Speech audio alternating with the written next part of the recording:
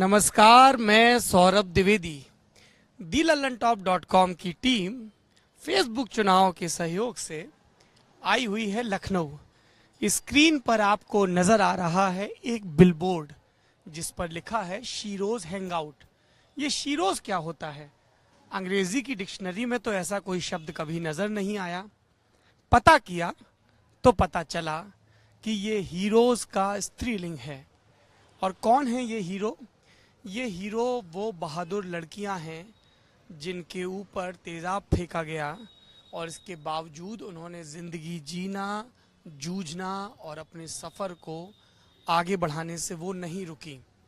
आपको स्क्रीन पर ये खूबसूरत मंजर नज़र आ रहा है। सामने डॉक्टर भीमराव अंबेडकर पार्क है। पार्क के इस तरफ ये शीरोज हैंगआउट कैफ़े है। कैफ़े की जब हमने कहानी पूछी तो पता चला कि यहाँ पर पहले कोई और रेस्तरां था। फिर अखिलेश यादव जो इस वक्त इस प्रदेश के मुख्यमंत्री हैं, वो आगरा गए और आगरा में ताजमहल के पास उन्होंने शीरोज हैंगआउट देखा और उन्हें कॉन्सेप्ट अच्छा लगा और फिर उन्होंने ये जगह शीरोज को, जो कि छाँव फाउंडेशन चलाता है, उसको आवंटित कर दी। यहाँ पे हमारे साथ आलोक हैं। आलोक छाँव फाउंडेशन देखते हैं जिसके बैनर तले ये चलता है। पहले इनसे शीरोज की कहानी सुन लें और उसके बाद हम लोग एसिड अटैक सर्वाइवर्स से, फाइटर्स से बात करेंगे।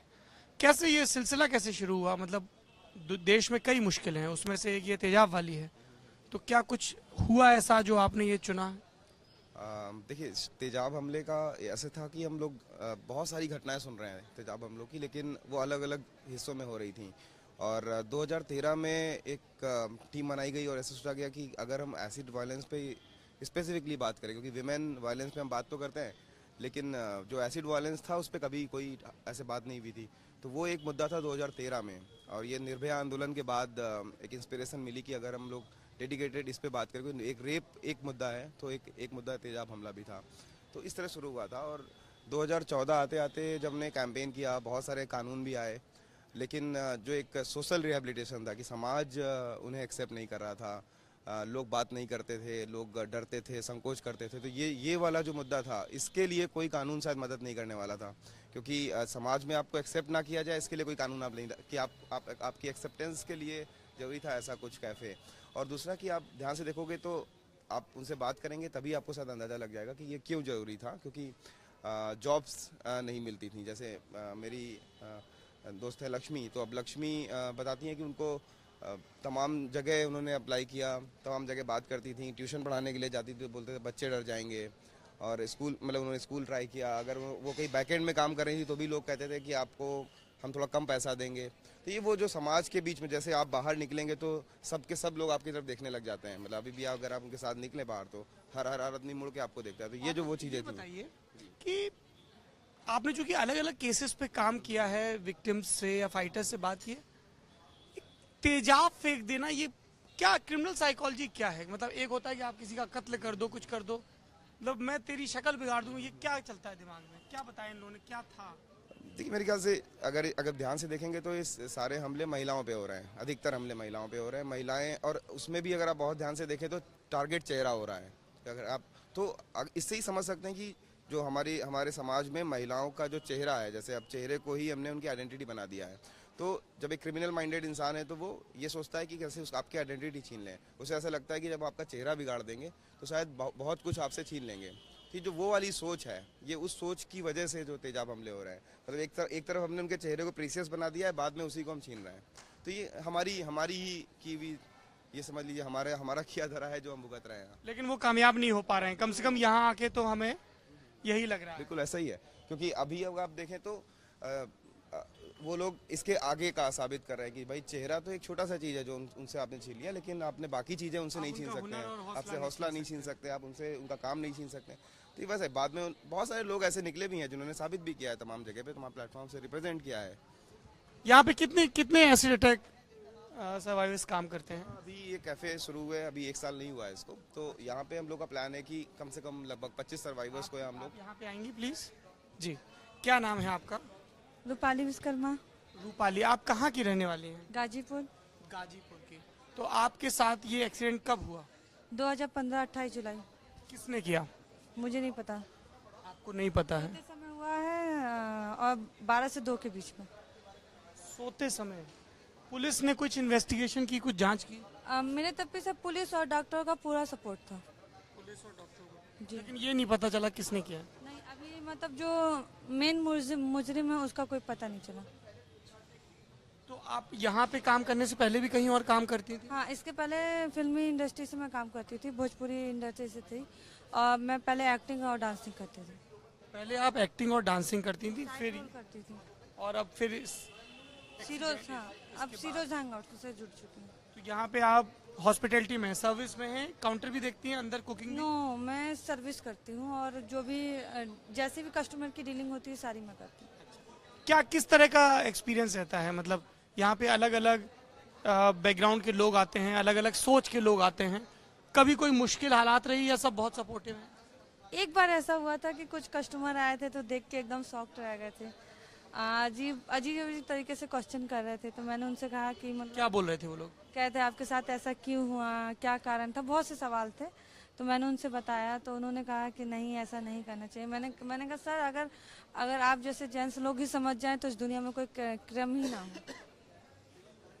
तो आप अब लखनऊ में ही रहती हैं? हाँ, आप प्रॉपर लखनऊ में रहते अभी करियर बिल्कुल यहाँ ठीक चल रहा है? हैं। हाँ, सब सही सर। आगे यही काम करती रहेंगी या कुछ और भी? जैसे आप पहले डांसिंग में थी और मैं आगे, वैसे मेरा ये वेटर लाइन से कोई वो नहीं है। मेरा सपना है एक कोरियोग्राफर बनने का, और मैं कोरियोग्राफी पे थोड़ा सोचना चाहती हूँ कि मतलब कोई ऐसा लोग मिल जाए जो मुझे कोरियोग्राफी की मतलब आइडिया दे सके। और उसके बाद जब से मैं सीरोज हैंगआउट से जुड़ी हूँ, यहाँ से जुड़ने के बाद एक अलग ही माहौल है। मतलब घर में हर चीज़ की दबाव होती है, यहाँ पे भी मतलब है, ऐसी बात नहीं कि जैसे माँ बाप हैं वैसे हमारे सर हैं। माँ बाप को भी डर लगता है कि जैसे बच्चों को कुछ ना हो, वैसे हमारे सर लोग को भी डर लगता है, क्योंकि हम लोग तो मतलब थोड़ा मोड़ा रिक्स में हैं, लेकिन सर हमारे इससे भी ज़्यादा रिक्स से होते हैं। हमेशा एक एक कदम चलते हैं तो हम लोग के बारे में सोचते हैं कि हमारी लड़कियां ऐसी रहे। और खासकर आलोक सर, मैंने आज तक उनके मुँह से सिर्फ बिटिया बाबू यही सुना है, और मुझे वो बहुत अच्छे लगते हैं। और जब से मैं इस सीरोज हैंगआउट से जुड़ी हूँ, मुझे एक तो सोच मिली है कि मतलब फेस ही सब कुछ मायने नहीं रखता है, मतलब आपका टैलेंट, आपके मन की भावना भी सब कुछ मायने रखती है। और उसके बाद से अब मेरा बहुत अच्छा करियर हो चुका है, और ये मेरा एक कैफ़े नहीं, ये मेरा घर है। मैं जब से एंट्री की हूँ तब से अपना घर ही समझती हूँ। बिल्कुल ये आपका घर ही है। और बहुत शुक्रिया जो भी लोग, जी जी बिल्कुल। रूपाली के बारे में कि रूपाली को आए हुए यहाँ 3 महीने लगभग हुए, 3-4 महीने, चौथा महीना चल रहा होगा। और रूपाली को अपना पार्टनर भी, लाइफ पार्टनर भी यहीं पे मिल गया। अरे वाह, ये तो वर्क प्लेस वाली लव स्टोरी है। बताइए क्या लव स्टोरी है? मेरी अभी 4 फरवरी को शादी हुई है। बहुत बधाई आपको। अभी शादी हुई, इतनी जल्दी आप काम पे भी आ गई? हाँ, छुट्टी नहीं देते हैं आप लोग? छुट्टी लिया ही नहीं। मेरे सर का कहना है आप लोग जाइए, एंजॉय करिए, लेकिन कहा जाता है थोड़ा बताइए क्या है रूपाली की लव स्टोरी? दूर होना भी थोड़ा सा गम लगता है। वैसे हमारे इस कैफे से भी दूर होने में गम लगता है।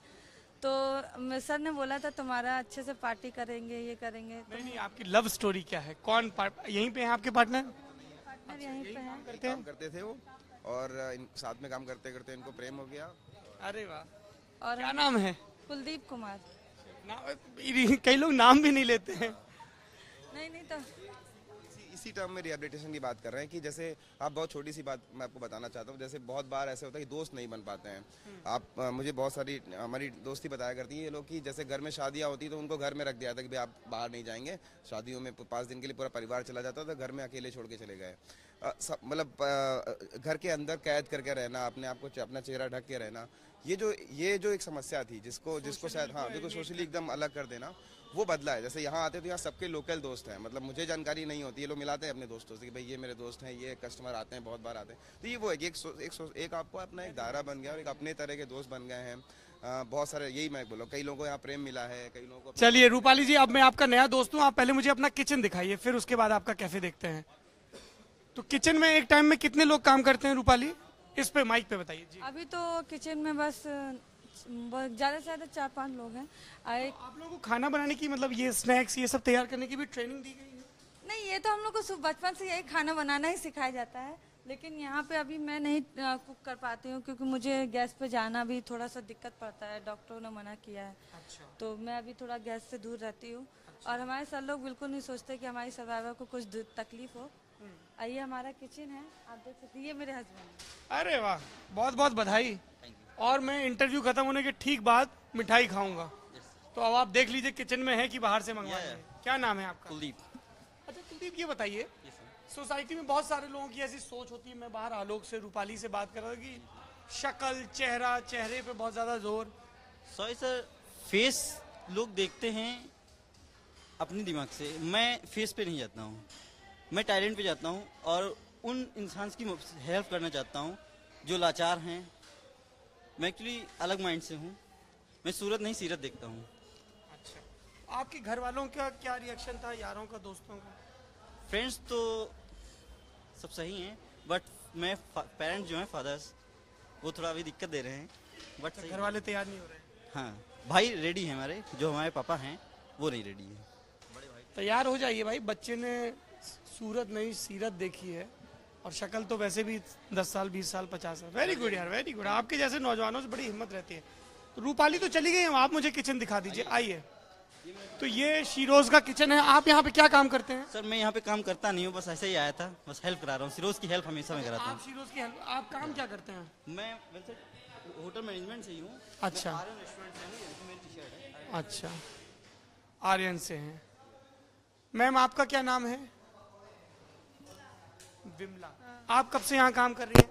1 दिसंबर से। 1 दिसंबर से। क्या काम करती हैं आप यहाँ पे विमला जी? ऑर्डर लगाती हूँ, आलू पराठा, पनीर पराठा बनाती, ऑर्डर पहुँचाती भी हूँ, क्यूटी भी काटी, जो काम पड़ता है जो करती हूँ।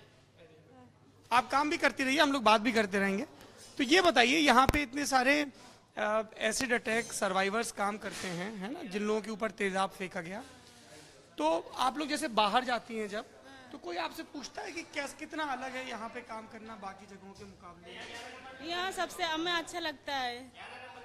बहुत प्रेम से पेश आओ। हाँ हाँ, सब प्रेम अच्छे से सब लोग पेश आते हैं। इसके पहले आप कहाँ काम करती थी? इसके पहले हम कहीं भी नहीं काम करते, जहाँ भी निकलते थे हमारे साथ घटना, चक्कू मारना, तेजाब डालना, अपराधी लोग ऐसा करते थे। आपके साथ? कहाँ की रहने वाली हैं आप? जिला रायबरेली। ये कहाँ पे होता था ये सब आपके साथ? ये सब जिला रायबरेली में होता था, हमारे गाँव में। क्या क्या होता था बताइए? हमारे साथ पहले जो घटना हुई थी, क्या कहते हैं, उसी को पहले बलात्कार घटना हुई थी, उसी को लेकर के फिर वो लोग एसिड अटैक, प्राइवेट प्लाट में सरिया भोंकर मारने जैसी घटनाएं कई हुई। पहले रेप और उसके बाद सरिया भोंक के मारा। हाँ, चक्कू मारा गया और 3 बार एसिड अटैक किया गया। 11/12/2008 से लेकर 15 फरवरी 2013 तक कई घटनाएं हुई। पुलिस के पास गई आप? पुलिस ने कुछ किया? हाँ, पुलिस अपराधियों का ही मदद करती है, हमारा मदद नहीं करती है। तो फिर आपने पुलिस कोर्ट में जाना बंद कर दिया? जी क्या करें, जब उनके यहाँ जाते हो अपराधी को बिठा के रखते हैं तो उनके पास क्या करने जाते थाने में अपराधी बिठा के रखते? हैं। हाँ, तो रायबरेली से तो सोनिया गांधी सांसद ने, कभी सोनिया गांधी या राहुल गांधी की शिकायत नहीं की? मैंने सोनिया से भी कई बार मिली, प्रियंका से मिली, किसी ने मेरी कोई मदद नहीं की है। उन्होंने कोई मदद नहीं की? नहीं।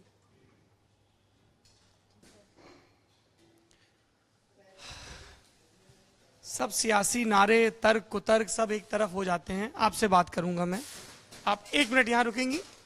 क्या नाम है आपका? मेरा नाम शांति है। शांति।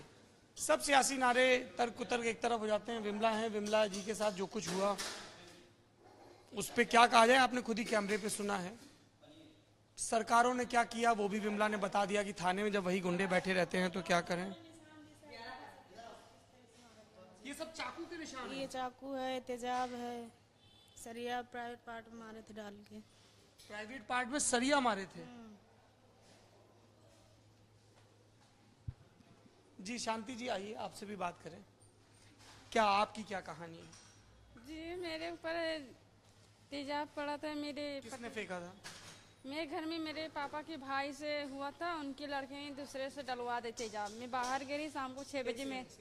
आपके पापा के लड़के ने, चाचा, आपके भाई ने अपने दोस्त से तेजाब डलवा दिया? हाँ, क्यों?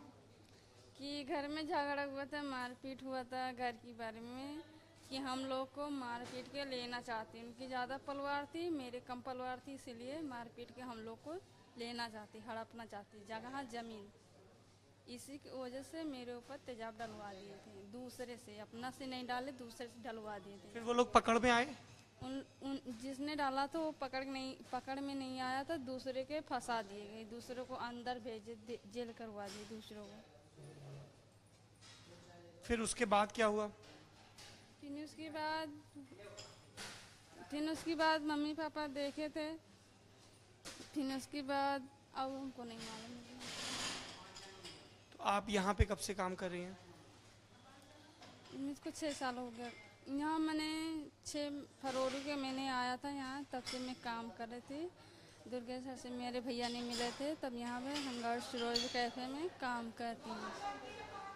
अच्छा, शादी हो गई है आपकी? क्या करते हैं आपके पति? घर पे रहते हैं, जैसे खेती बाड़ी वाला काम नहीं होता वही काम करते हैं। तो अभी यहाँ पे काम कर रही हैं, तो अभी यहाँ ठीक चल रहा है सब? हाँ, सबसे मिलकर अच्छा लगता है। यहाँ पे बहुत अच्छा काम करते हैं। यहाँ सब चीज़ सीख के मिलना है सब। कभी ये जो जैसे लोग बाहर आते हैं, वो उन लोगों का व्यवहार ठीक होता है? जी, आवाज़ भी ठीक होता है, बात ही से अच्छा करते हैं। सबको यहाँ पे मिलजुल के अच्छा लगा। कैसे बोलना, कैसे चालना, कैसे सबको देखना है, कैसे मिलना है, अच्छा लगता है उन लोग से मिलके। अब काम भी करने में अच्छा लगता है। इस तरह की और भी जगहें खुलनी चाहिए, है ना, जहाँ पे ये सब जो एसिड अटैक से लड़ रही हैं लड़कियाँ, वो काम कर सकें, जी है ना? जी, सर्वाइवर सब एक्स्ट्रा टेक वाली लड़कियां हैं यहाँ पे हंगार सरोज में काम करती हैं। तो आप शांति यहीं पे कंटिन्यू करना चाहती हैं काम, या जैसे बाहर में रूपाली से बात कर रहा था, वो बोली मैं अपनी कोरियोग्राफी शुरू करना चाहती हूँ, आप भी कुछ और काम आगे चल के करना चाहती हैं कि यहीं पे? नहीं, हम भी कुछ भी काम करना चाह आगे बढ़ के कुछ और करना आपको चाहते हैं। ठीक बात है, थैंक यू, थैंक यू। ये अलग अलग कहानियां हैं। अमूमन हम किसी रेस्टोरेंट के किचन में नहीं जाते हैं, लेकिन मेरे लिए किचन में आना इसलिए ज़रूरी था क्योंकि ये इनकी वर्क प्लेस है। तो इन्हें काम करते देख के बहुत सारे लोगों के भरम भी दूर होने चाहिए। जो विमला जी ने बताया कि उनके साथ रेप हुआ, उनके प्राइवेट पार्ट्स पर हमला किया गया, उनको चाकू मारी गई। फिर शांति ने अपनी कहानी सुनाई कि उनके अपने भाई के, चाचा के बेटे के दोस्त ने उनके ऊपर तेजाब डाला, और वजह सिर्फ इतनी थी कि घर पे झगड़ा हुआ था। और ये वो वॉल है जहाँ से किचन से होके हम लोग मेन एरिया में आते हैं, और ये फिर काउंटर है, बहुत सारे इनाम। ये सारे इनाम आप लोगों को रेस्टोरेंट के लिए। क्या नाम है आपका? मेरा नाम रूप श्रीवास्तव है। मैं यहाँ पे एज ए कैशियर हूँ। ये हमारे अवार्ड्स हैं जो सिरोज हैंग आउट को मिले हुए हैं। ये शिरोज हैंगआउट के अवार्ड। जी, ये भी दिखाइए रजत, ये सारे ये किसने बनाए हैं? ये सारे ये यहाँ के स्टाफ ने बनाए हुए हैं। जी, ये रूपाली बनाती हैं कि नहीं बनाती हैं? कि अभी इनकी शादी की छुट्टी चल रही है? आप तो मुझे रेस्टोरेंट दिखाने वाली थी ना? सॉरी, चलिए आता दिखा। हाँ चलिए, आइए दिखाइए। आप अपना नाम बता दीजिए। मेरा नाम आसमा है, मेरठ की रहने वाली हूँ। आप कब से हैं यहाँ पे? मुझे 7 महीने हो चुके हैं सर। तो आपके साथ भी कोई एक्सीडेंट हुआ था? जी, मेरी शादी से बाद में हुआ था, 20 महीने बाद में अटैक हुआ था। किसने किया था? मेरे ससुराल वालों ने किया था। ससुराल वालों ने आपके ऊपर तेजाब फेंका? जी, क्या वजह क्या थी? वजह यही थी, घर में लड़ाई करती थी, मुझे रखना नहीं चाहती थी, मुझे मारना चाहती थी, इस वजह से उन्होंने मेरे ऊपर तेजाब किया। आइए रूपाली, आपका वो देखते हैं कैफे।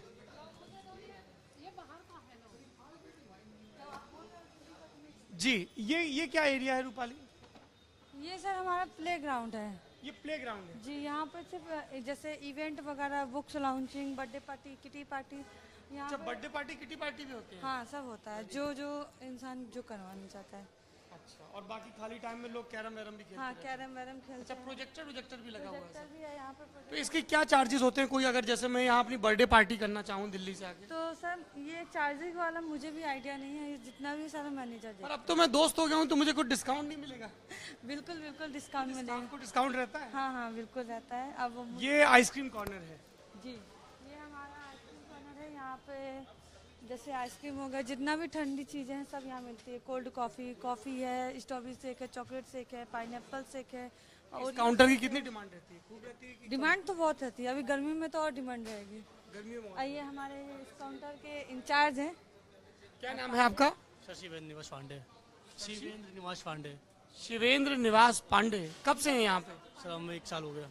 क्या बोलते हैं इनको? पांडे। इनको पांडे बोलते हैं।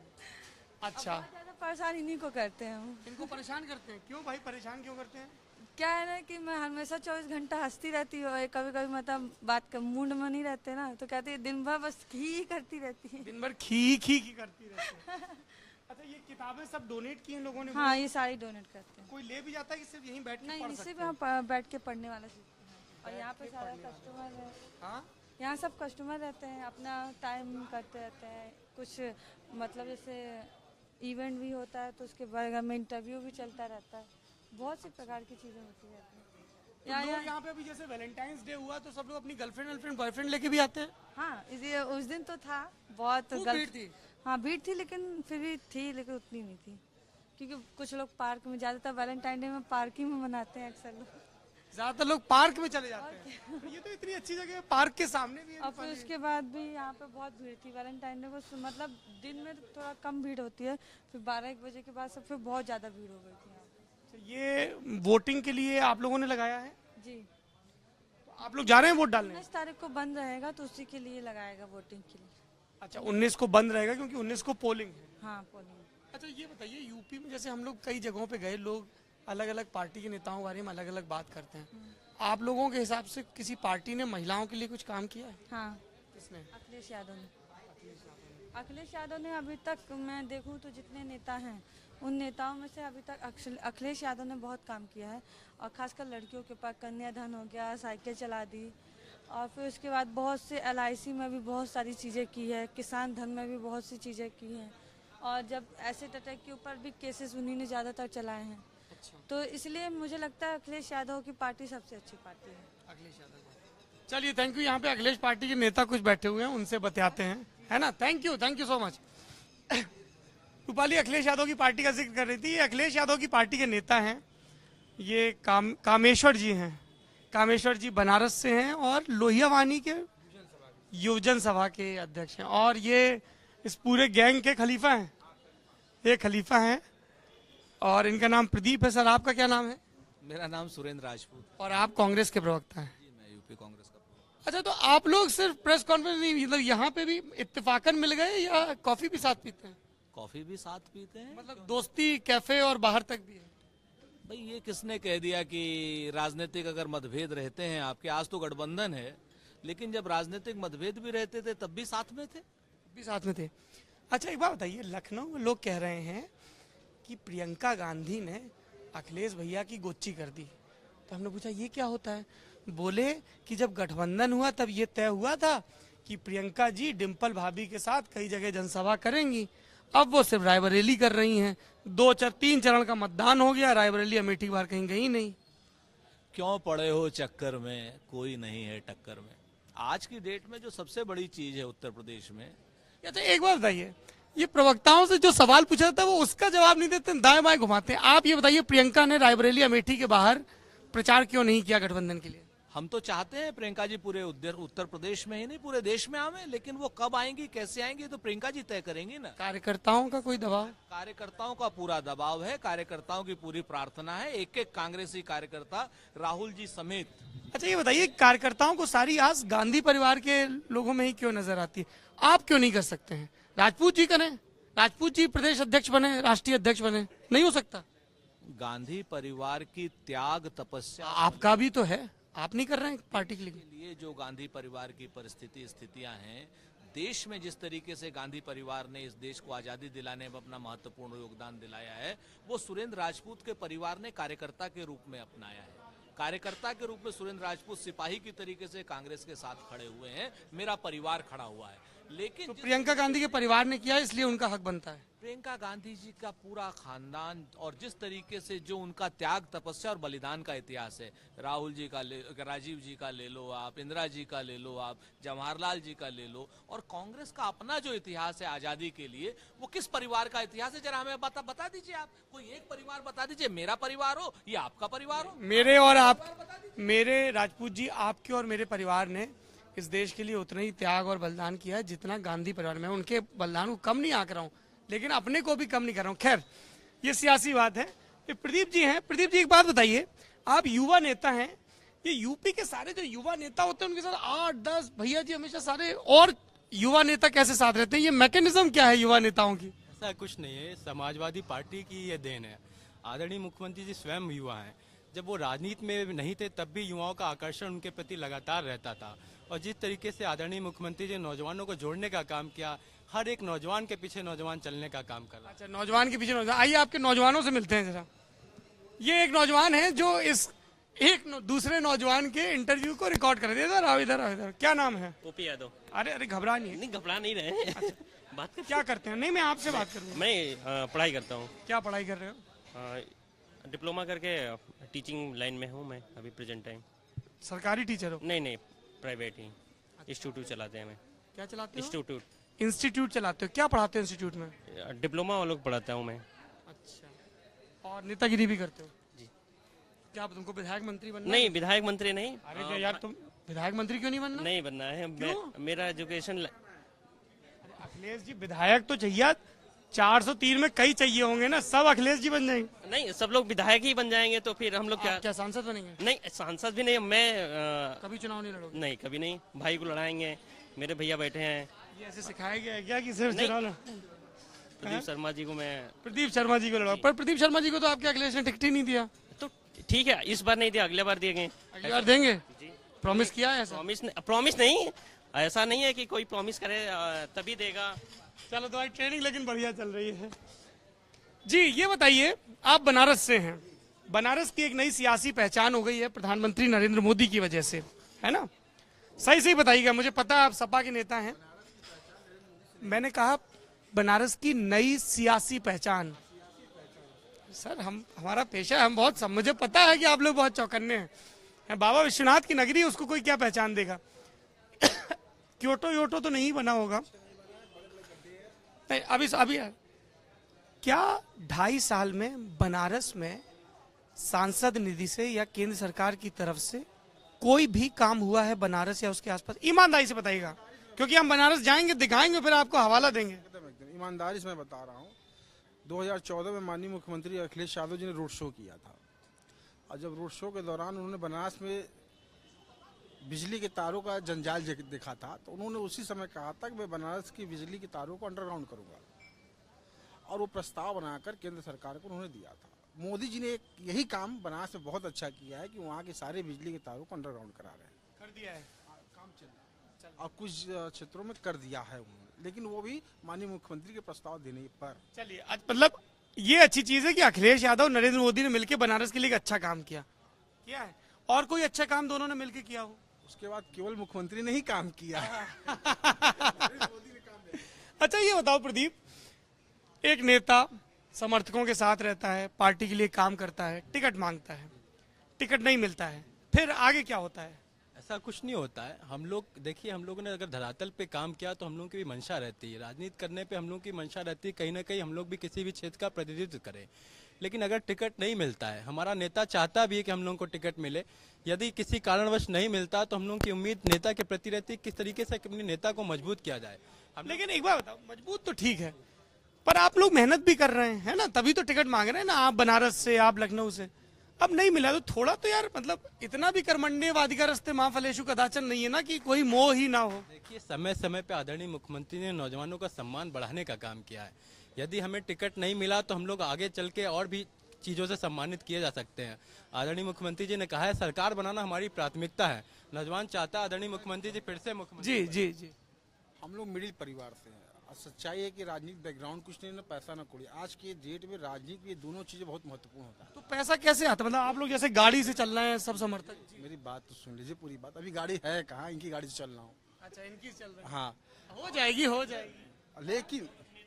लेकिन आज हम लोग की राजनीतिक पहचान या मजबूती जो भी बनारस में है, वो केवल माननीय मुख्यमंत्री अखिलेश यादव की देन है। हम जैसे नौजवानों को अर्श से फर्श पर पहुंचाने वाले मुख्यमंत्री अखिलेश यादव। अर्श से फर्श नहीं, आप उल्टा बोल गए, फर्श से अर्श। फर्श से अर्श। तो निश्चित तौर से वो देश के नौजवानों का भविष्य है। अच्छा, भविष्य है। आपका क्या नाम भाई साहब? अनूप मिश्रा जी, हमारा नाम अनूप मिश्रा। अनूप मिश्रा जी? अनूप मिश्रा सिर्फ बोला। क्या करते हैं जी? मैं पढ़ाई करके जॉब की तलाश में हूँ। पढ़ाई करके जॉब की तलाश में। क्या पढ़ाई की आपने? मैं गवर्नमेंट कॉलेज से डिप्लोमा की इलेक्ट्रिकल ट्रेड से। ये बताइए कि नरेंद्र मोदी बहुत स्किल इंडिया की बात करते हैं, डिप्लोमा पॉलिटेक्निक खुलवाएंगे, ये वो, क्या सोचना है आपका इस पे? उसमें हम क्या कह सकते हैं, माननीय मंत्री जी नरेंद्र मोदी जी का आदेश है, कुछ भी हो सकता है इस पे। जी हाँ। क्या बहुत संभल के बोल रहे हैं ये सपा नेता सब, ये वही कुछ कहोगे तो नहीं प्रदीप बाद में अगर कोई? देखिए ये तो इन्होंने भी थोड़ी सी तारीफ। स्किल पे आप बात करेंगे तो आदरणीय मुख्यमंत्री जी ने प्रोफेसर अभिषेक मिश्रा जी को कौशल विकास मिशन का मंत्री बनाया। आपको जान के बहुत अच्छा लगेगा, आदरणीय प्रोफेसर मिश्रा जी ने तमाम पॉलिटेक्निक, तमाम आईटीआई को बिल्कुल सुनिश्चित तरीके से बढ़ाने का काम किया है और रोजगार से जुड़ने का तमाम तरीके से प्रशिक्षण देने का काम किया है। बहुत और ये चीज प्रदीप इतने सहजता से इसलिए भी बता पा रहे हैं क्योंकि प्रदीप मिशन अखिलेश, क्या मिशन ऑफ अखिलेश भी चलाते हैं। 25 शहरों में एक अभियान चलाया था जिसका नाम था vision of Akhilesh progressive Uttar Pradesh. और आप अभिषेक मिश्रा का कैंपेन भी देख रहे थे, इसलिए सारे आंकड़े याद हैं। अच्छा, इनसे भी बात कर लें, बनारस से आए इसलिए बताइए। हैं यूथ के राष्ट्रीय सचिव, एक बात बताइए, क्या नाम क्या आपका? आशुतोष सिन्हा। आशुतोष, हमने लखनऊ में कल हम लोग कई लोगों बात कर रहे थे लड़कियों से, वो बोली अखिलेश यादव तो ठीक है, बढ़िया है, पर उनकी पार्टी में गुंडे बहुत हैं। अभी हम यूनिवर्सिटी में थे तो वहां भी उन्होंने कहा कि साहब ये छात्र नेता जो है ये सब डरा के रहते हैं, लड़कियों का ये कहना है। तो आप लोग छात्र नेता हैं, आप लोग गुंडों वाली छवि क्यों है? नहीं, देखिए ऐसा है कि लोकतंत्र की प्रथम पाठशाला छात्र संघ है और छात्र संघ पे लगे तालों खोलने का काम तो मुख्यमंत्री जी ने किया। लखनऊ यूनिवर्सिटी में पिछले 5 साल से चुनाव नहीं हुए हैं। लखनऊ विश्वविद्यालय में दूसरी कुछ परिस्थितियां ऐसी रही। कोर्ट का मामला है। कोर्ट का मामला अगर सरकार चाहे तो उस पर स्टैंड लेके क्लियर कर सकती है। चल रहा था मामला, उस पे इंडिविजुअल एक छात्र PIL दाखिल हुई, उम्र का मामला। रही बात आपके क्वेश्चन पे, मैं कुछ कहना चाहता हूँ। महिलाओं की बात कर रहे हैं, ये पद्धति चली आई है कि नौजवानों में ये मैसेज लोग देते गए कि छात्र संघ गुंडों का, ऐसा कुछ नहीं। आपको बता दूं, मेरा सवाल प्रदीप ये है आपसे भी आलोक कि ये एक परसेप्शन क्यों है कि अखिलेश यादव तो ठीक है लेकिन उनकी पार्टी गड़बड़ है। नहीं, ऐसा कुछ नहीं है। माननीय मुख्यमंत्री जी की टीम के जो लोग पढ़े लिखे, जितने भी आप देखेंगे नौजवान सब पढ़े लिखे, समझदार, और ऐसा आपको कहीं नहीं दिखेगा कि पर एक सियासत में एक चिंता ये भी तो होती है ना कि छवि कैसी बन रही है। आप बहुत अच्छे व्यक्ति हैं। मुख्तार को निकालना, हमने विजय मिश्रा को निकाला, हमने DP यादव को नहीं लिया। ऐसे सारे दबंगों को हमने निकाल के पार्टी से बाहर कर दिया। आपने विजय मिश्रा को 5 साल बाद निकाला। 5 साल तक विजय मिश्रा ठीक थे, अब गलत हो गए। जानने की पार्टी की स्थिति क्या थी जब माननीय मुख्यमंत्री अखिलेश यादव राष्ट्रीय अध्यक्ष हुए, उसके बाद से आपको समाजवादी पार्टी में बहुत सफाइयां मिली। तो अखिलेश यादव को 1 साल के ही उसके लिए समय दीजिए, अभी समय दीजिए। अभी तो आपने राष्ट्रीय अध्यक्ष बनाया है, उसके बाद आपने ये आप ही लोगों ने, युवाओं ने धक्का लगा के बना दिया, एकदम बनाया। पर ये बताओ चाचा जी को काहे निकाल दिया? कहाँ निकले चाचा जी? जसवंत नगर चुनाव लड़े, सिर्फ जसवंत नगर में लड़ रहे हैं, बाकी जगह कहीं नहीं लड़ रहे। नहीं, इसके बाद वो लड़ाएंगे भी। पहले लड़ाएंगे। अपना जीत मतलब मुश्किल है क्या जीतना? अपना जीतने के बाद फिर लड़ाएंगे ना। ये शिवपाल यादव के लिए पहली बार किसी सपा कार्यकर्ता ने कहा होगा कि पहले अपना तो जीत लें। आपको आपराधिक छवियों पे बताना चाहता हूँ। 2012 के चुनाव के पहले अगर आपको याद होगा तो आदरणीय मुख्यमंत्री ने DP यादव को नहीं लिया था, पर उसी चुनाव में गुड्डू पंडित और मुकेश पंडित को लड़ाया। पूरी बात सुनिए, आपको वो जो संदेश दोबारा फिर निकाला गया है, वो तो उन्होंने राज्यसभा में क्रॉस वोटिंग की इसलिए निकाला आपने। उसके बाद फिर वो ज्वाइन करने आए थे। तो हाँ, क्योंकि वहाँ बीजेपी से टिकट नहीं मिला, आए तो फिर हमारे दर पे हमने तो भगा दिया। और ये सवाल दरअसल आप लोगों के लिए नहीं, ये सारी राजनीतिक पार्टियों के लिए है कि जब तक वो ये गुड तालिबान बैड तालिबान जैसा है, जब तक गुड्डू पंडित साइकिल में है वो साइकिल के लिए ठीक है, जब वो भाजपा में चले गए तो आपने कहा हमने निकाल दिया। सफाई शुरू की है राष्ट्रीय अध्यक्ष बनने के बाद, और ये जारी रहेगी। निश्चित तौर से। लेकिन इस चुनाव में भी आपराधिक छवि के लोग लड़ रहे हैं। जितने बैठे हैं, विजय सिंह, फर्रुखाबाद सदर से विजय सिंह, जिनको ब्रह्मदत्त द्विवेदी की हत्या के मामले में सजा हुई है, उनको टिकट मिला। देखिए, आपराधिक छवि का आप समाजवादी पार्टी में लोगों का नहीं रहेगा। अगर वो किसी प्रकार से अपनी चीजों को अपनी पा गए उनको आप लोग खदेड़ देंगे। नहीं, अरे कहिए ना हौसले से, आपराधिक छवि वालों को खदेड़ने में कोई बुराई है क्या? सुधार के लोग रह रहे हैं, किसी की हैसियत नहीं है कि आदरणीय मुख्यमंत्री जी के संरक्षण में कोई अपराध हो। जमीनों पे कब्जे नहीं होंगे, कुछ भी नहीं होंगे। आदरणीय मुख्यमंत्री जी ने मुख्तार अंसारी जी को नहीं लिया, कितना बड़ा स्टैंड लिया। पार्टी में इतना प्रकरण हुआ, उसके बाद तो मीडिया चला ही नहीं। कितना तो चलाया गया। ये बड़ा आराम है आप लोगों के लिए, जब हीरो बनाओ तब ठीक है। अब देखिए, इस मीडिया ने, ये शीरोज कैफे शुरू हुआ, रूपाली यहाँ काम करती है, उन्होंने कहा कि अखिलेश यादव ने शुरू किया, तो मीडिया पे लाइव दिखाया जा रहा है ना। हमने ये तो नहीं कहा कि भाई इसको कट कर दो, ये अखिलेश यादव की तारीफ कर रहे हैं। तो आप लोग हर बार मीडिया पे इल्जाम लगा देते। इस तरह से कई कामों, अच्छे कामों को मुख्यमंत्री जी ने किया है। चलिए, मैं ऐसा है, बाहर कोई न्यूट्रल जनता बैठी है, उनसे पूछ लेता हूँ। नेताओं की बातें अभी आलोक जी के पास आएंगे, चाय पियेंगे आके, यहाँ कुछ लोग बैठे। कोई बात नहीं, काम तो चल रहा है। सर, हम लोग आपसे 2 मिनट बात कर सकते हैं? जी, क्या नाम है आपका? एकलव्य। आपका नाम भी मेरे को पता है। आपको मेरा नाम पता है? क्या है मेरा नाम? लाइव देख रहा था आपको। आपका क्या नाम है? सर श्वेता श्वेता शुक्ला। क्या करती हैं श्वेता आप? सर अभी तो बेरोजगार है, 8 साल जॉब करके फिर छोड़ दिया। इसको बेरोजगार नहीं कहते हैं, इसको ब्रेक लेना कहते हैं। ब्रेक लेना सर, एग्जैक्टली। आप यूपी से ही हैं? सर यूपी से हूँ मैं। अच्छा मैं बैठ जाऊं? चलिए, ये भी बड़े भले लोग हैं भाई लखनऊ वाले।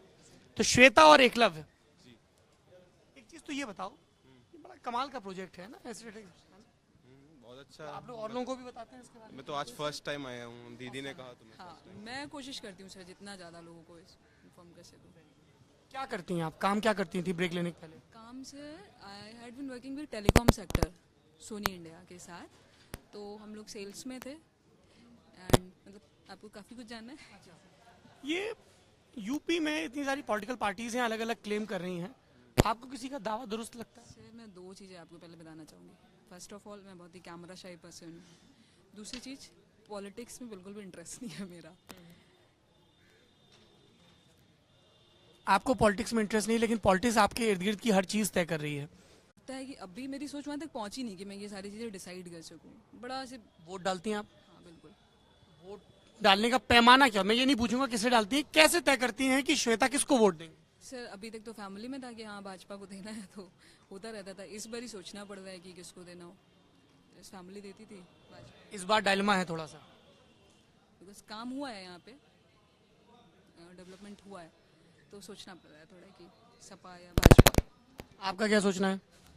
मेरा तो घर से ही बीजेपी का है फिलहाल, लेकिन मैं तो नोटा के लिए जा रहा हूँ क्योंकि सब नोटा के लिए जा रहे हो? Very good. नोटा के लिए क्यों जा रहे हो?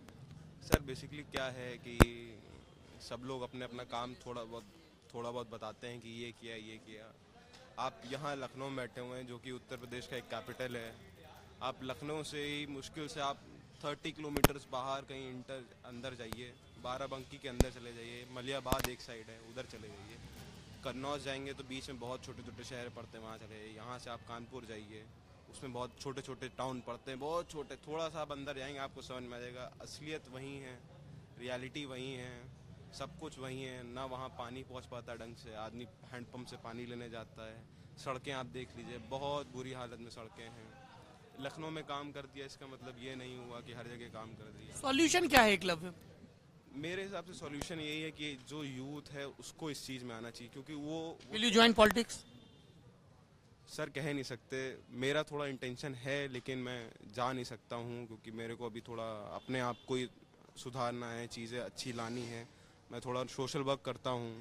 क्या सोशल वर्क करते हैं? सर मैं बेसिकली एक मेरा और एनजीओ चलता है। मैं इसको एनजीओ नहीं कहना चाहूँगा, मैं उसको एक सोशल कॉज के लिए, एक सोशल चीज़ों के लिए सर्विस प्रोवाइड करता हूँ अच्छी अच्छी। उसका एनजीओ का नाम बेसिकली है जरिया फाउंडेशन नाम से है। तो हम लोग सब यूथ ही हैं सारे, जितने भी स्टैब्लिश, जितने भी छोटे छोटे लोग, मतलब हमारे स्टूडेंट्स हैं, सब उन्होंने ज्वाइन किया है और हम लोग सारा फ्रेंड ग्रुप था, उन्होंने ही सर चालू किया है। मैं आपको दिखा भी सकता हूँ फेसबुक पे, है ना। ये अच्छी चीज़ है, लेकिन मतलब जैसा आपने कहा उम्मीद मत छोड़िएगा, है ना। और आपको और ज़्यादा दिलचस्पी लेनी चाहिए पॉलिटिक्स में। नहीं, जब पॉलिटिक्स ही ये तय कर रही है कि हमारे इर्द गिर्द चीज़ें कैसी हों तो हम क्यों उसको। हाँ, मैं यही बात कर रहा था दीदी से कि जो है कि मैं सोच रहा हूँ कि मैं थोड़ा नोटा पे ही डिस्कशन हो रहा था। और ये भी मैंने सोचा कल ही पोलिंग है तो मेरा तो अभी वो भी वोटर लिस्ट में नाम भी पता नहीं आया कि नहीं आया है। मैंने अरे आपको चेक करना चाहिए भाई, आप सोशली लोगों को डाल रखा ऑलरेडी। लास्ट ईयर मैंने उसको भर दिया था उनके फॉर्म को, लेकिन अभी तक आया नहीं। तो ये है कि वहाँ जाके चेक करना पड़ेगा पोलिंग स्टेशन पे। लेकिन मैं ये सोच रहा था, अभी मैंने दीदी से शेयर किया, जैसे मेरा जो गाँव है मैं वहाँ जाऊँ, वहाँ मैं खुद काफ़ी 2-3 साल में देखूं किस टाइप का काम है। क्योंकि सर क्या होता है कि गांव में पैसा पहुंचता है, गवर्नमेंट की तरफ से पैसा पहुंचता है, सच्चाई पर काम नहीं होता। सच्चाई तो यही है कि पैसे की कमी नहीं है। अगर पैसे की कमी होती तो सर हम जहाँ से जिस लेवल से आज यहाँ आ पाए हैं उस लेवल पे ना आ पाते। सर हम लोग का एक त्यौहार होता है दिवाली, उससे पहले धनतेरस आता है। सर धनतेरस में कितने किलो सोना इंडिया में खरीदा जाता है, सर कितने लोग खर्च करते हैं पैसे की। यार तुमने ठीक सोने का जिक्र किया, अब मैं अगला लिंक इसी पे बढ़ाऊंगा। Thank you, good luck. सोने का जिक्र किया, एक बहुत बड़े कारोबारी हैं, अरबपति खरबपति हैं, उनका नाम वॉरेन बफे है। वो अक्सर एक बात कहते हैं और बहुत मार्के की बात कहते हैं। वॉरेन बफे कहते हैं कि अगर किसी और ग्रह पर जीवन होगा तो वो लोग हम हिंदुस्तानियों की तरफ, हम धरती वालों की तरफ देख के हंसते होंगे और ये सोचते होंगे कि ये कैसे जाहिल लोग हैं जो एक धातु में इतना ज्यादा निवेश कर रहे हैं। कुछ और नौजवान हैं, उनसे बात करते हैं, आपको अवध की शाम से अलविदा करने के पहले मुझे ऐसा लग रहा है कि ये शांतनु की किताब है। ये यहाँ कौन बैठा हुआ है? आपके कोई दोस्त बैठे हैं? तो आपका क्या नाम है? मेरा Robin Chaudhary. Rubin Chaudhary. Robin. और आपका? ये आयुषी है, आयुषी मिश्रा। क्या करते हैं रॉबिन आप? मैं स्पोर्टमैन हूँ, बीटेक कर रहा हूँ। आप बीटेक कर रहे हैं? हाँ, स्पोर्टमैन भी हूँ, वॉलीबॉल खेलता हूँ। वॉलीबॉल खेलते हैं? कमाल बात है। कहाँ के रहने वाले हैं आप? Western UP? मेरठ के रहने वाले। तो क्या मेरठ में क्या चुनावी माहौल रहा? वहाँ पोलिंग हो गई? हमसे हम चूंकि पत्रकार हैं, लोग फोन करके पूछते हैं यार क्या रुझान रहा? हो गई है। क्या रुझान क्या था वहाँ? मोदी मोदी मोदी था। हाँ जी। अच्छा, और किसी पार्टी का मुकाबले में? आरएलडी। मोदी और आरएलडी, ये सिर्फ जाट बेल्ट का रुझान है या सभी का है? अच्छा, कई लोग वहाँ पे ये कह रहे हैं कि जो जाट हैं वेस्टर्न यूपी के, वो आरक्षण के मुद्दे पर मोदी से नाराज हैं और इसलिए हैंडपंप की तरफ चले गए, रालोद की तरफ। वो 14 से ऊपर के है, जो युवा है वो कोई नहीं है, उनको किसी को आरक्षण नहीं चाहिए, वो सब मोदी के साथ में है। आयुषी, आपका क्या सोचना है आरक्षण के मुद्दे पे? मोदी सही है मेरे ख्याल से तो। आरक्षण के मुद्दे पे, रिजर्वेशन के मुद्दे पे आपका क्या सोचना है? गलत है, और सबको मिलता है, हम लोग को तो मिलता नहीं है, हम लोग जनरल के हैं। तो आप लोगों को इसलिए नहीं मिलता ना, उसकी एक सामाजिक और संवैधानिक वजह ये बताई गई है ना कि जो लोग पिछड़े समाज से हैं, जो लोग आर्थिक रूप से सामाजिक रूप से कमजोर हैं, वो आपके बराबर के लेवल पे आ जाएं, इसलिए आरक्षण दिया गया है। मेरी समझ से तो बाहर है ये चीज़, ऐसा कुछ नहीं होना चाहिए। इस जनरेशन में तो फिलहाल सब कुछ मिलना चाहिए, अगर मिल रहा है तो बराबर से मिलना चाहिए, वरना किसी को नहीं होना चाहिए। आप कहाँ की रहने वाली हैं? फैजाबाद प्रॉपर की हूँ। प्रॉपर फैजाबाद। कोई गांव है? नहीं, मैं रेलवे स्टेशन की मेन सिटी में रहती हूँ। मेन सिटी में। कभी आप गांव में गई हैं किसी? गाँव में हाँ गई हूँ। गांव में आपने देखा है कि जो सो कॉल्ड जनरल कैटेगरी के लोग हैं या सवर्ण हैं, उनके घर एक बस्ती में होते हैं, दलितों के एक तरफ होते हैं? जी हाँ, देखा है। भेदभाव तो है ना वहाँ सामाजिक? हाँ, वहाँ तो है। ऐसा होता है कि गांव का दलित आके गांव के ब्राह्मण या ठाकुर के दरवाजे पे उसके बराबर से तख्त पे बैठ जाए, उसके साथ? जी जी, ये तो है, ये चीज़ तो है। तो वो तो आरक्षण से ही दूर होगी ना? नहीं? हाँ, दूर तो होगी, बट ठीक ही है। फिलहाल मेरे से तो मोदी ही समझ में आते हैं। आपको मोदी क्या अच्छा लगता है? मोदी में आपको उनकी हर मतलब भाषण से सब समझ में आता है। एक्चुअली मेन बात तो ये है कि यहाँ के मायावती और सपा जो भी है नजर, वो लोग तो देख के बोलते हैं, वो तो बिना देखे ही बोलते हैं। पहला टॉपिक तो यही है। फिलहाल उनमें कुछ तो है, आज तक तो इतनी सरकार आई कुछ भी नहीं हुआ, वो आए तो काफ़ी चीज़ हम लोग का इंडिया में आया बना, जैसे बम ऑन साइड में बहुत सारी चीज़ें आई। फिलहाल अभी तो ऐसा कुछ भी नहीं था। एक आखिरी सवाल आयुषी, लड़कियां पॉलिटिक्स में उतना क्यों नहीं आती हैं? आएंगी बिल्कुल, मैं तो बननी चाहती हूँ, मैं तो पॉलिटिक्स में जरूर आऊंगी। अच्छा, आप नेता बनना चाहती हैं? जी, बट अभी नहीं, स्टडी थोड़ा कर लूँ, मेरा अभी तो एज नहीं ज़्यादा। अभी क्या कर रही हैं आप? अभी तो मेरा बीएससी फर्स्ट ईयर है। अरे वाह, तो फर्स्ट टाइम वोटर होने वाली हैं आप? नहीं, अभी मेरा वोटर कार्ड भी नहीं बना है। तो बताइए, मोदी जी का एक वोट गड़बड़ हो गया है? नहीं है ना, ये वोट बेकार चला गया। आप स्पोर्ट्समैन हैं, हाँ? खेलों की स्थिति को लेकर बहुत बात होती है देश में, क्या किया जाना चाहिए? कल मैं वैशाली से बात कर रहा था, शर्मा चाय वाले के बाहर, वैशाली निहार का, वहाँ 2-3 लड़कियां बैठी हुई थी, बोली साहब हम शॉर्ट पुट करती है, वो सीतापुर से है, बोली हमें डाइट तक नहीं मिलती ठीक से। सच है, आता सब कुछ है। जो फेडरेशन होती है स्पोर्ट की, जो फेडरेशन डायरेक्टर होते हैं, वहाँ पे आगे सब गोलमाल हो जाता है। एक इधर स्पोर्ट कॉलेज पढ़ता है, जीजीएस स्पोर्ट कॉलेज, मैं वहाँ का पास आउट हूँ। वहाँ पे फिलहाल के टाइम में 200 रुपये की डाइट मिल रही है, और वो 200 रुपये कहने की है, 200 की डाइट नहीं है। इस पे आपके मोदी जी कुछ क्यों नहीं कर रहे हैं भाई? स्पोर्ट्स वालों के लिए फेडरेशन पे कुछ कर तो रहे, वो कर तो रहे हैं। आर्मी में देखिए अभी जल्दी में रिसेंटली में उन्होंने बोला था कि यहाँ पे सब आते हैं, प्रोडक्ट्स आते हैं, मुझे को मिलते भी नहीं है, और सब तो अधिकारी लोग ले लेते हैं। ऐसा कुछ हुआ था? मोदी तो कर रहे हैं ना, वो तो कर ही रहे हैं। ये मोदी फैंस की बढ़िया बात है। अखिलेश फैन कह रहे हैं सब अखिलेश ने कर दिया, थैंक यू। मोदी फैन कह रहे हैं कि सब चीजें मोदी ने कर दी। मायावती के फैन कम मिलते हैं। कल हमें एक फैन मिले थे, और चूंकि हम यहाँ पर शिरोज कैफे की वजह से आए थे, तो शिरोज कैफे के कुछ और साथी हैं, और उन्हीं के बीच जाके हम अपनी बात खत्म करेंगे। आलोक जी, ये बताइए कि आगे क्या, अगर मुझे इस प्रोजेक्ट के बारे में जैसे लोग देख रहे हैं, अगर कोई अपने शहर में इस तरीके की चीज करना चाहे तो क्या मोडस ऑपरेंडी क्या होगा? देखिए, शिरोज का कॉन्सेप्ट भी यही था कि अगर हर एक शहर में कुछ ऐसी जगह हो जहाँ पे तमाम लोग होते हैं ना, जो अलग अलग वर्क से निकाल दिए जाते हैं, हटा दिए जाते हैं, महिलाओं के लिए स्पेशली, या उनके लिए जगह नहीं है। ये जब से अभी बीबीसी कुछ कर रहा है कि वो भागी हुई लड़कियां, तो मेरे ख्याल से वो भी, मतलब ये सिर्फ एसिड अटैक की बात नहीं है, ढेर सारी महिलाएं हैं ऐसी जिनको शायद कहीं सपोर्ट की ज़रूरत है कुछ समय के लिए, कई बार लाइफ टाइम के लिए, कई बार साल 2 साल के लिए, तो वैसे स्पेसेस क्रिएट होने चाहिए। तो ये एक अवधारणा भी है, शायद आगे कभी बन पाए कि हर एक शहर में कुछ ऐसी जगह हो, वो कैफ़े हों, वो कुछ और। अभी कितने शहर में है शिरोज? तो 3 शहरों में है, आगरा, उदयपुर और यहाँ लखनऊ में। बढ़िया चीज़। सर आपका क्या नाम है? मुझे बहुत सारे लोगों ने कहा कि उनसे जरूर बात करिए जाके। अरे सर मेरा नाम असीम है। असीम, क्या करते हैं आप? कार्टून बनाते हैं? जी मैं कार्टून बनाता हूँ। और क्या करते हैं? और सर मैं जीवन जीता हूँ, जो भी चीज़ें करनी होती जीवन में वो करता हूँ, थोड़ा बहुत लिखता हूँ और तमाम सारे काम करता हूँ। यहाँ कॉफ़ी पी रहा था थोड़ी देर पहले। यहाँ कॉफ़ी नहीं, मैं तो व्यक्तिगत तौर और जब आप आए उसके पहले मैं शतरंज खेल रहा था वो मैं जीत गया आखिरकार। जीत गए? मैंने बहुत संघर्ष के बाद मैं जीत गया, जब बहुत सारी गोटियाँ उसके हटा। आप आम आदमी पार्टी से भी जुड़े हुए थे? नहीं, मैं आम आदमी पार्टी से जुड़ा नहीं था, मैं इंडिया अगेंस्ट करप्शन जो आंदोलन हुआ था, अन्ना आंदोलन, उससे जुड़ा हुआ था। असीम ये बताइए, इंडिया अगेंस्ट करप्शन से जुड़े कई साथी अरविंद केजरीवाल के साथ नहीं गए, शिवेंद्र थे, हमारे सहकर्मी थे नवभारत टाइम्स के, है ना? आप क्या गड़बड़ रही, मतलब क्योंकि आंदोलन से ही वो पार्टी निकली थी, ऐसा अरविंद केजरीवाल कहते हैं।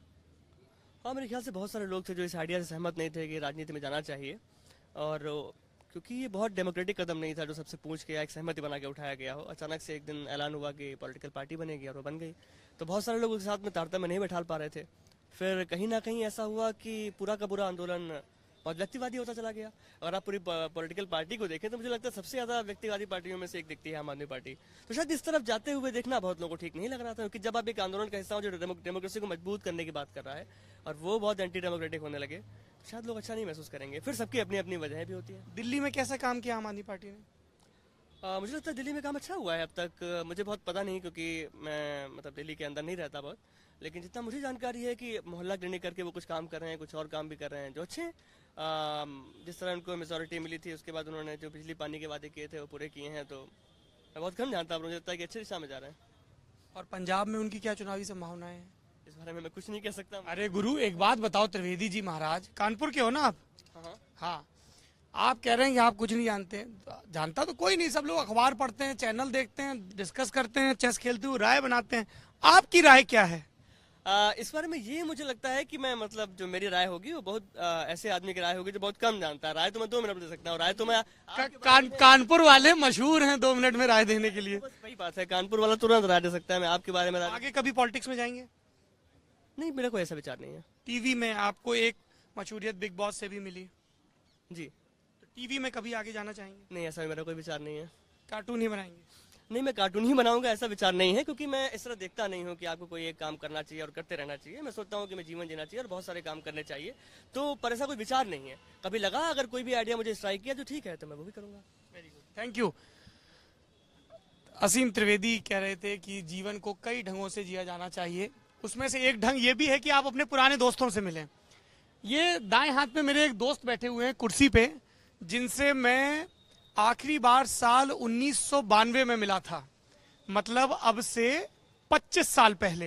इनका नाम प्रेरित अवस्थी है। हम लोग कक्षा 5 तक सरस्वती शिशु मंदिर में साथ पढ़े और हम लोग 25 साल बाद मिल रहे हैं। 25 साल बाद मिल रहे हैं। अब मैं इनसे बतियाऊंगा। आप भी शाम का वक्त है, यारों दोस्तों के बीच निकलिए। क्या रात दिन आप पॉलिटिक्स बतियाते रहते हैं, राजनीति के बाहर भी चीजें हैं, उनको भी देखिए।